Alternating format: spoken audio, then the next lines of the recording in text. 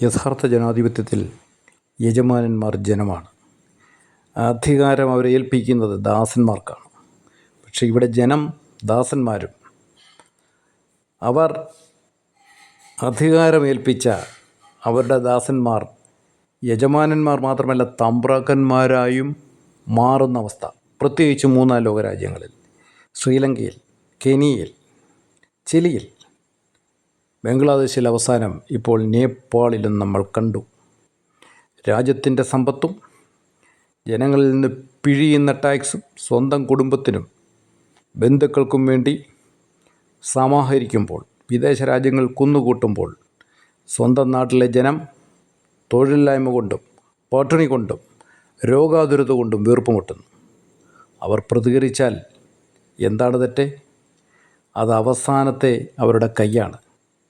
ഓരോ കാട്ടുകളന്മാരായ ഭരണാധികാരികൾക്കും ഇതൊരു പാഠമാണ്. രാഷ്ട്രീയത്തിൽ മാത്രം റിട്ടയർമെൻ്റ് ഇല്ല. 70 വയസ്സെങ്കിലും കഴിയുന്നവന്മാർ രാഷ്ട്രീയത്തിൽ നിന്ന് ഒഴിഞ്ഞു പോകണം.